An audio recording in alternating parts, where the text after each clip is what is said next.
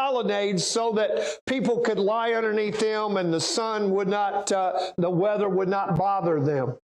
And it was an interesting place. It was near where the sacrifices for the altars are prepared. And so it seems like an angel would come down ever so often and stir these waters, and the first person in was healed. It was a supernatural thing. So many people would come there, lying there and hoping that this would be their day.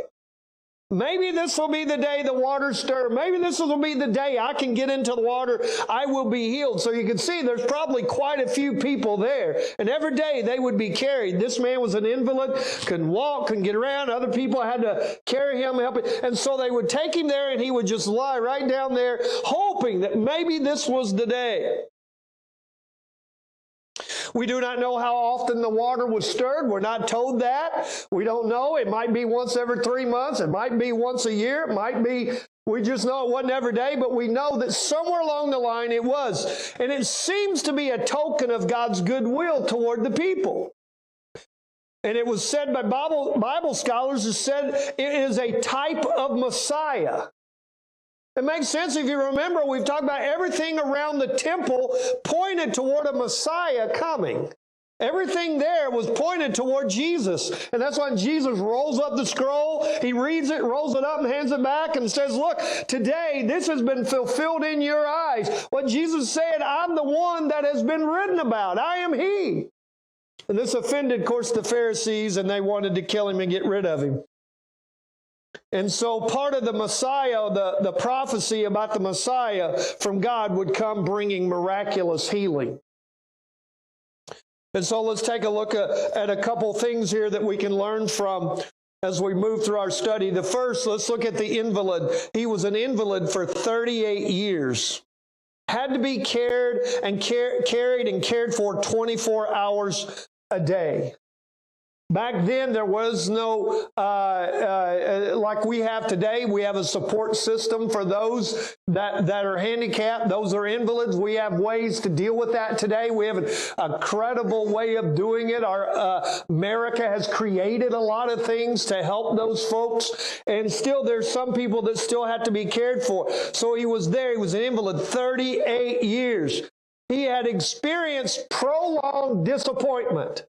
We don't know how long he had laid there, but we know this, that they could not get into the water. There was no one to help him. He is frustrated. It's prolonged. Maybe for years he'd been coming there. And he might have seen it stirred, and yet he couldn't get there. Can you imagine? You're seeing it stirred, and you think, man, if I can just get there, but there's nobody there to help him. And so it was prolonged disappointment. His infirmity had become his identity. His infirmity had become his identity. So as many in our world are experiencing that same disappointment. There's many in our world today that they have this prolonged disappointment. Things just keep happening to them, and they're like, is there any hope? What can we what can we do? And we've talked about how suicide is at an all-time high right now around the world because of being shut in, and people can't get out, and kids are having mental issues because they're not around their friends. They can't get out. We're living where COVID, the shutdowns and lockdowns are having more harm than some of the openness is. And so kids are really, really harmed, and we should be praying for our kids. And I think we need to work on going after kids when we get out of this, because kids are losing in this, in what's happening today. And so we've got to figure out a way to do it. And so many of our young people especially are having this prolonged disappointment. When's it going to end? But what we find out is this: the world has no cure. Only Jesus has the cure. And we as a church have got to remember that. The world has no cure. The president has no cure. The government has no cure. It is Jesus is the only cure. That's it. There's none other. There's no other religion has a cure. It is Jesus, and the church has got to be reminded of that. We as the people of God have got to understand that and make sure we know it. The only thing we have to give is Jesus. That's it. And so here comes Jesus, the healer. For some reason, Jesus' heart was drawn to him out of compassion. Nothing the man did to deserve Jesus to look his way. There was a lot of people there that was looking for the same thing as this man. Yet, for some reason, Jesus goes over to him. We don't know why. All we know is for some reason, out of compassion, Jesus says, I think I'm going to minister to that man today. I'm going to go over and talk to him. And then that's the way you and I were. You and I did nothing to make Jesus look our way.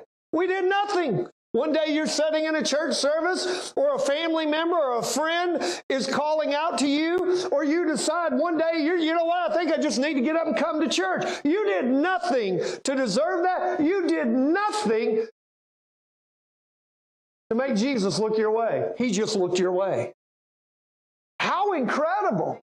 That is the difference. All other religions say you've got to do this to make God look at you. You may have to pray 5 times a day. You might have to do all kinds of different things. You may have to change your name. You may have to do all kinds of religious things just hoping God will look your way. And we serve a God that just says, I'm looking your way. And not whether you deserve it or not. Just because I love you. We love Him. Why? Because He first loved us.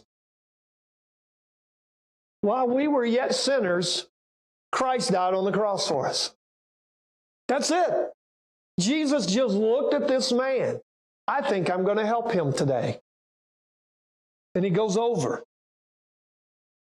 And Jesus asked him a strange question. Here's the man laying there. He's hoping somebody will come along and put him in the pool at just the right time. And it has to be, when this happened, it had to be the first person and the split second. Somebody had to be there ready. I mean, at the moment's notice, other people that could walk could get there before he could. It's just an incredible scene. And he can't do it, and he can't get there by himself. And Jesus asked this strange question. Do you want to get well? Now, if you can imagine the man, probably for a moment, and maybe we don't blame him, going, duh, that's why I'm here. I want to get well. I'm hoping somebody's going to push me in. Well, that's why he was there. But here's why I believe Jesus is doing. He's teaching his disciples. He's teaching those that will read this. And he's even teaching those around this. Just because some may say they want to get well, may well, in fact, not want to get well. Because he said, there's no one here to push me into the water. He didn't even answer a simple yes. He just said, well, there's nobody here to help me. No one here to help me into the water. He didn't answer yes right away. And many in our world form identities to excuse our behaviors and our idleness. We're living in a time of identity politics. If you could trace this really back to the early 90s, and you'll see identity politics begin to pop up. And we'll apply to that group, and we'll want to go to that group, and politicians will speak to that group, hoping I'll get that big a group, and I'll get that big a group, and I'll get that big a group, and we're split into groups instead of people. And what happens is we begin to form our identities, and then we want to start looking into our genealogy because we want to find out, who am I? And Paul says that. He says, do not get caught up in useless genealogies. Now, there's nothing wrong with tracing your genealogy, but understand that doesn't tell you who you are. That may tell you where you came from, and will tell you where you come from your family. In fact, it might be dangerous because a lot of people are starting to do that. You ever notice celebrities? They start looking into their family and going, man, my family's crazy. You know, maybe there's some things you don't want to know about your family. I don't want to know what those people did. And so what happens is we get caught up in this stuff. Why? Because we're looking for our identity. Oh, well, I'm this. And you know, the strange thing is we have Christians that do the same thing.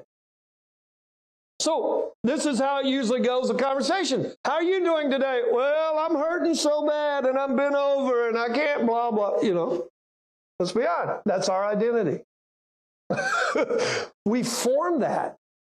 And it's amazing because as a pastor praying for people and believing and anointing people for healing, you pray for people and you get this idea, they don't want to be healed.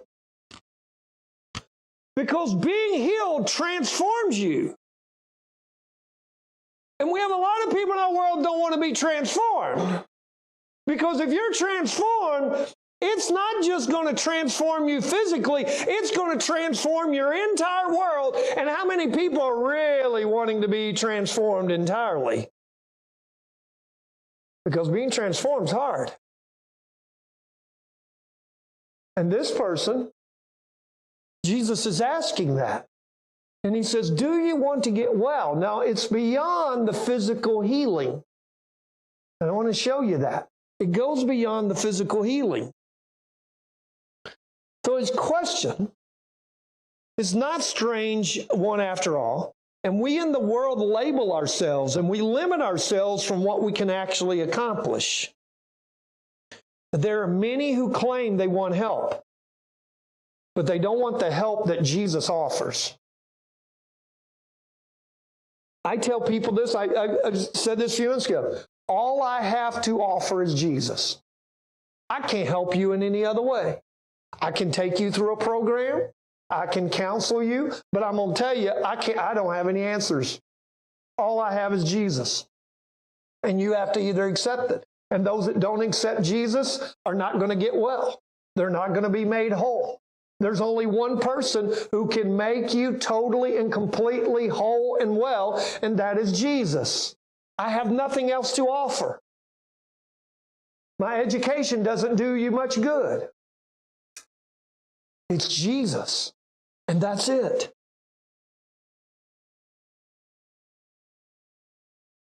And Jesus tells him, get up, pick up your mat, and walk. And I find this fascinating because he did that to somebody else. This man had been an invalid for 38 years. He doesn't know how to walk. A person who learned how to walk, just like a baby, doesn't just stand up and start walking. It takes time. You have to learn it. If you get sick and you're spending 2 months, 3 months, 4 months bedridden, you're going to have to learn how to walk again. That's what happens. We lose our muscles. We lose how to do these things. And this man for 38 years has not walked. Might not even remember how to do it. And he's healed to the point he gets up and starts walking. And it's not shaky. He just begins to walk. I think that's amazing. Not only is he able to walk, he's able to move his hands. And he's able to carry the mat that he had been laying on and brought for 38 years. Incredible miracle. So he was cured. No need to wait for some long shot phenomenon. How many people are waiting? Well, one of these days, one of these days, I'll get over this. One of these days, I'll be able to forgive. One of these days, I'll be able to get past this that has so hurt me over the years. You see, whatever the wound, physical or emotional or mental, it's time to be healed. But you have to want to be healed. You have to want to be healed. Jesus is looking our way. So respond to him. Some of you that are watching, you have wounds. It may not be physical, but you know what they are. They're deep-seated and they've been there a long time. There's some of you been so hurt that you're afraid to walk through the doors of a church again because you were hurt by a church many years ago and you haven't decided to come back because that wound is still there. It's time to be healed. It's time to quit carrying that. It's time to quit shouldering that. How many Christians are walking around today and still haven't been able to forgive something that happened to us a long time ago? And we're holding on to it. And it almost becomes our cross that we bear. We put it on ourselves. Well, this is just who I am. Look what happened to me when I was this age. Look what happened to me years ago. And it just weighs you down. And Jesus wants to heal. He wants to heal. Then there's these naysayers. It's on the Sabbath. It's on the Sabbath. It was the day that they were not to work. They were just supposed to spend time with God. It was the Jewish law, Jewish tradition, and God had created the Sabbath for a time of rest and worship. And they tell him, you can't carry your mat on the Sabbath. Never mind the man has been healed. Never mind that he hasn't been able to do anything for 38 years. And there he is picking up his mat and walking.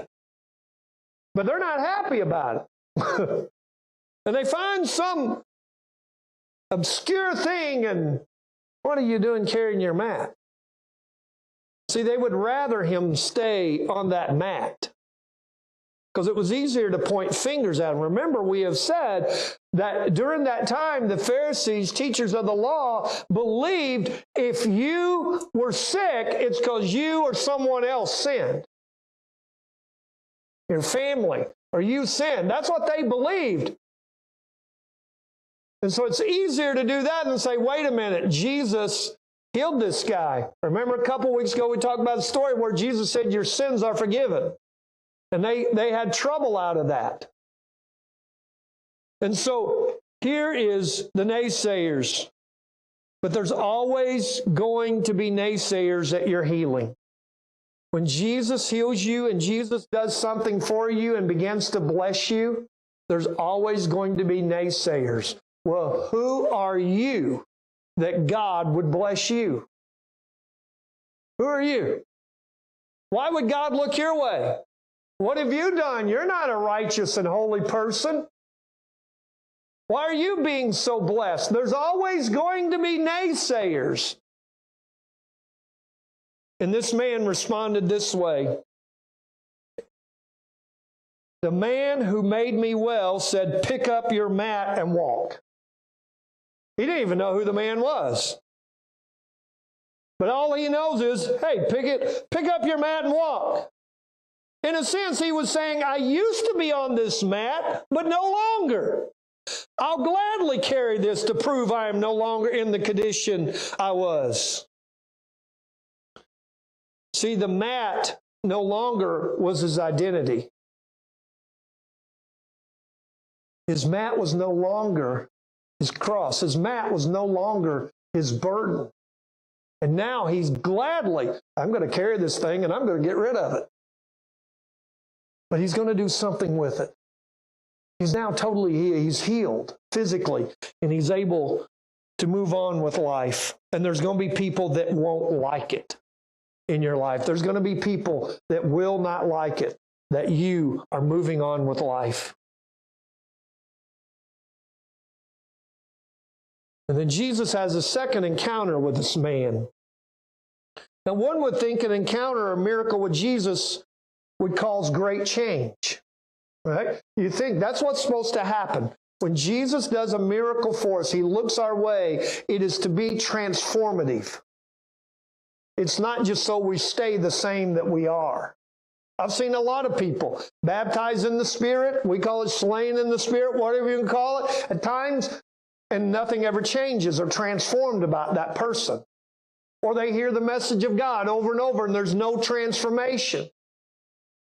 That's a rejecting of Jesus in a sense, a rejecting of his Spirit, because there's supposed to be transformation during those times. It's what Jesus came to do. He didn't come for us to be able to live the way that we were and to just be able to bear all these things. He came to change us. He came to give us a new identity. And we don't have to change our name to do that. Jesus just changes who you are. And some of you have incredible testimonies today of what you used to be. You're no longer that. Jesus had asked him, remember, do you want to get well? See, being able to walk and function again is not the only healing that needs to take place. A much deeper healing has to happen for a life change trajectory. And so Jesus meets him in the temple, or what we consider church. And here is the man there. Now, good thing is he goes to church, right? He's going to the temple. He's supposed to be going to worship God. You see, cleansing always happens in the house of God first. This is something we forget. We want God to heal our society, right? We want God to do something in our society. We're praying, Lord, please change our government. Please change people. Please change our situation, our society. And the whole time, God is trying to speak to His people who are what? Called by His name. In fact, that's what He says in, you know the scripture in Chronicles, if my people are called by my name, will seek my face, humble themselves, turn from their wicked way. These are people that are called by God's name. Turn from their wicked ways. Then what? I will hear from heaven and heal their land. So Jesus confronts the man and He says, stop sinning, or something worse may happen to you. You see, there's something worse than just a physical issue. You can die spiritually. And you can go to hell while thinking you know God. Oh, what a difficult thing. You can be touched and healed and receive a miracle from Jesus, and yet that person could end up in hell. Why? Because when Jesus does something for you, you say, okay, Jesus, I'm yours. It should do something about our heart. Oh, I want to serve you.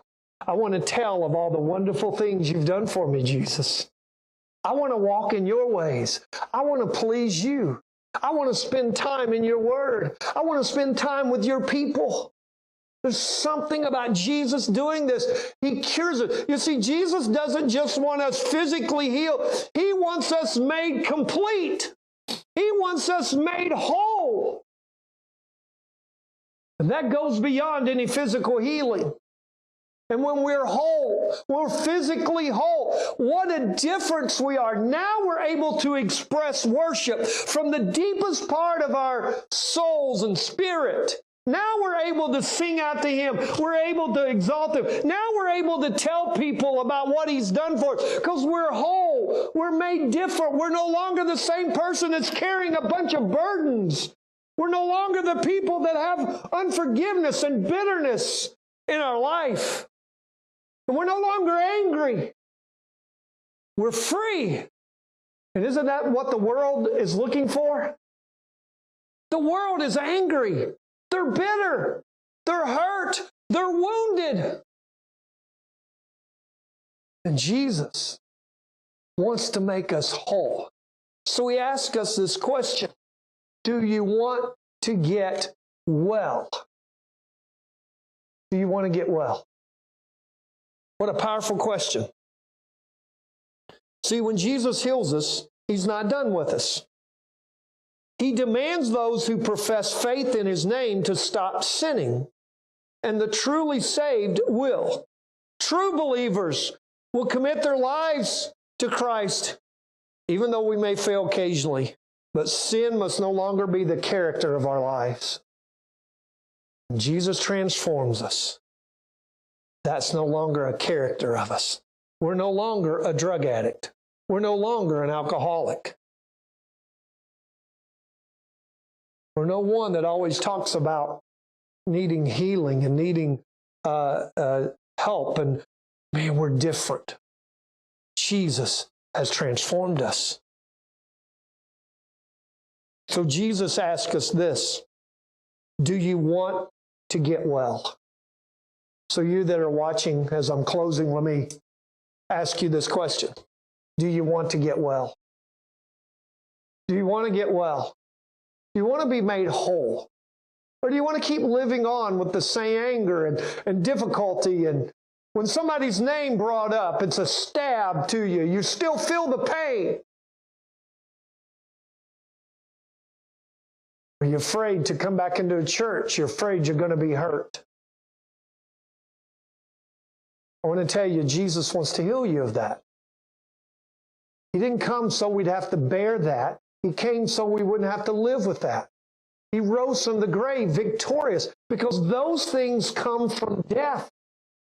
And Jesus came to defeat death so that we could live life. So, do you want to get well? If that's you, I want you to contact me.